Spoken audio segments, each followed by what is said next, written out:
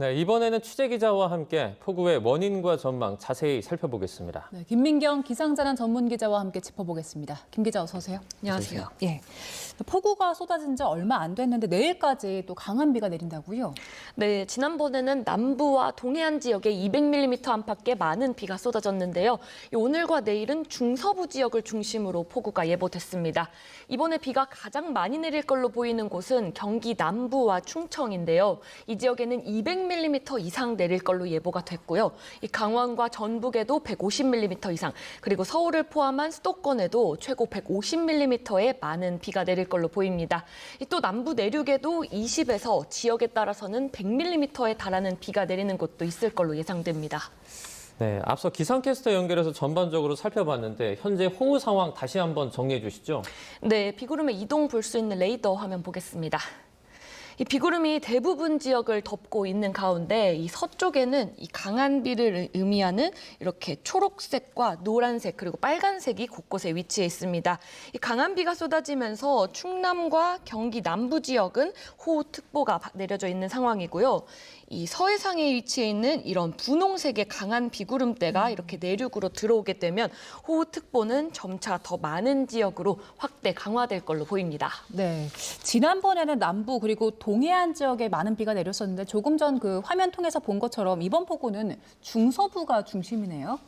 네, 맞습니다. 지난번에는 태풍의 전 단계인 열대저압부가 우리나라 남쪽 해상을 지나 동해로 이동하면서 이 남부와 동해안에 비가 집중됐던 건데요. 이번에는 원인이 다릅니다. 화면 보실까요?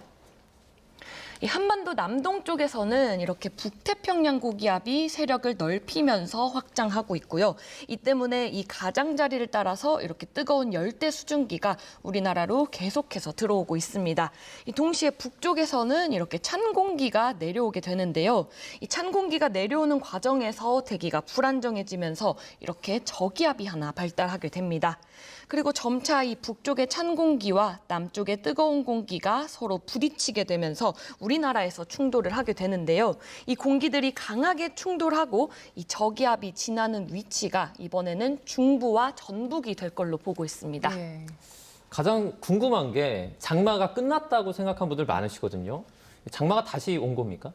네, 이 남부지방과 제주도는 장마가 끝났지만 이 중부는 아직 종료되지 않았습니다.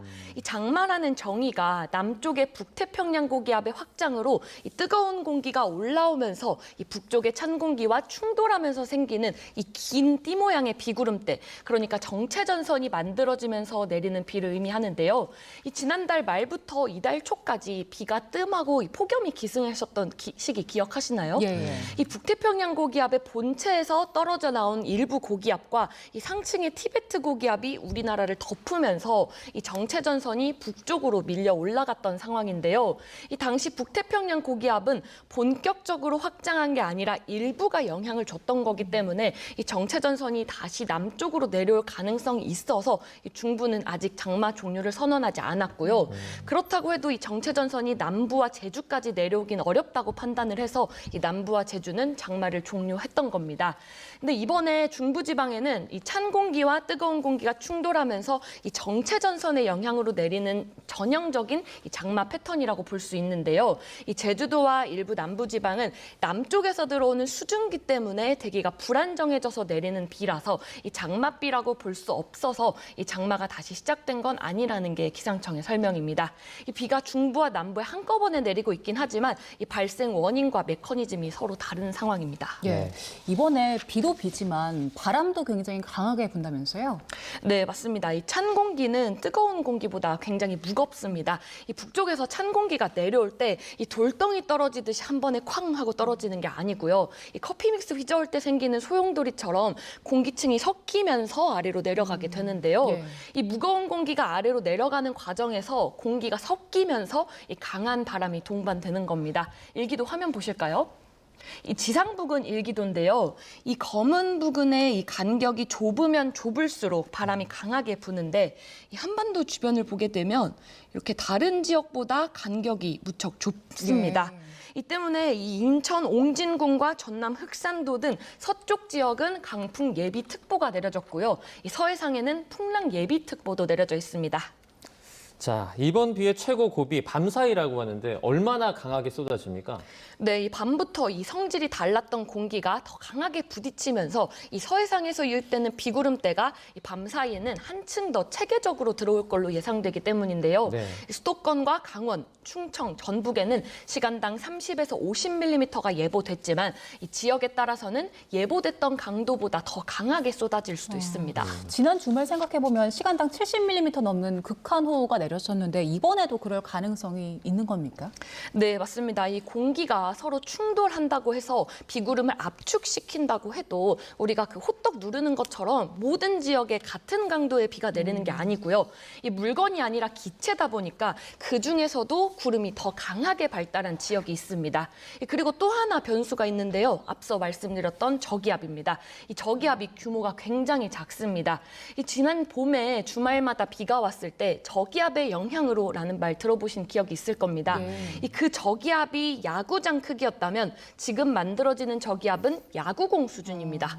그렇다 보니까 규모가 워낙 작아서 변동성이 심하고 예측하기도 어려운데요. 화면 보실까요? 이 세 개의 수치 예측 모델이 예측하고 있는 오늘 밤 9시의 강수 예상도입니다. 이 보시면 저기압의 위치가 이렇게 서로 조금씩 다른 걸 볼 수 있는데요. 이 또 색으로 표시된 부분이 비가 내리는 구역인데 이 보라색부터 초록, 노랑, 빨간색으로 갈수록 비가 강해지는데요. 이 지역들 보면 역시 이렇게 지역들이 다른 걸 볼 수 있습니다. 그만큼 변동성이 크고 예측이 쉽지 않다는 걸 보여주는 건데요. 이 때문에 이 중부지방과 전북은 넓은 범위에 걸쳐서 이 강한 비에 대비하시는 게 좋습니다. 네. 폭우가 지나간 지 얼마 되지 않았기 때문에 또다시 이렇게 폭우가 오면 산사태 우려도 큰데요. 저희가 앞서 전국의 산사태 위기경보가 관심에서 주위로 올라갔다 이런 속보도 전해드리기도 했습니다. 어떻게 해야 됩니까?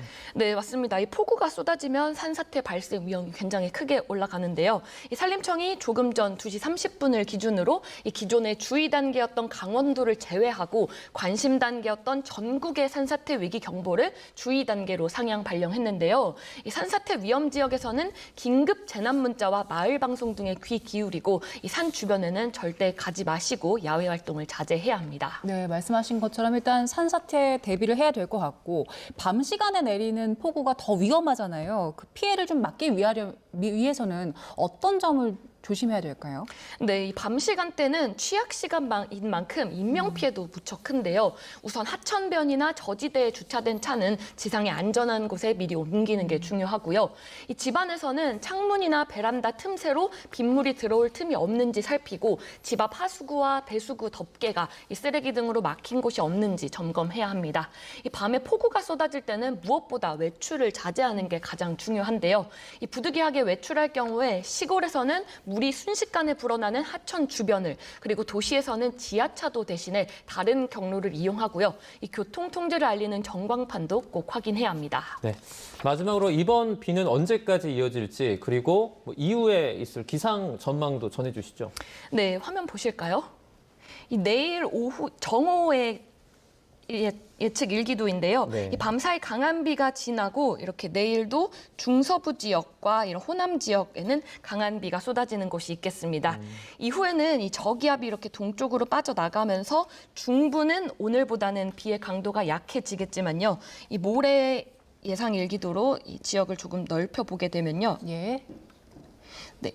금요일 정도쯤에 되면 이렇게 부산이나 남해안 지역에 그리고 남부 내륙에 강한 비가 내릴 걸로 보이는데 이 남부 내륙에는 많게는 150mm 그리고 남해안에는 200mm가 넘는 폭우가 쏟아질 걸로 예상이 됩니다. 이 북태평양 고기압의 가장자리를 따라서 이렇게 수증기가 지속적으로 유입되면서 대기가 불안정한 상태인데 여기에 지형적인 영향이 더해지는 남해안과 그리고 지리산 부근에는 특히 많은 비가 집중될 걸로 보입니다. 이 비는 주말까지 계속 이어진 뒤에 일요일부터는 고기압이 다시 전국을 덮으면서 다시 더워질 걸로 보이지만요. 이 먼 남쪽 해상에서 발달한 태풍이나 열대저압부가 북상하게 되면 기상 상황은 언제라도 달라질 수 있습니다. 네, 알겠습니다. 날씨 자세하게 살펴봤습니다. 김민경 기상재단 전문기자와 함께했습니다. 고맙습니다. 맞습니다. 네, 집중호우가 내릴 때 반지하 주민들의 침수 우려가 끊이지 않고 있습니다. 물이 들어차기 시작하면 얼마나 탈출이 어려운지, 또 이때 주의할 점은 어떤 건지 정현우 기자가 직접 체험하고 알아봤습니다. 반지하 주택에 빗물이 들이칠 때 탈출이 얼마나 어려워지는지 직접 한번 실험해봤습니다. 지금 물이 40cm, 종아리만큼 차올라 있는데요. 문을 열 수 있을지 직접 밀어보겠습니다. 곧 탈출할 정도의 틈이 생깁니다. 하지만 빗물이 10cm만 더 들이차도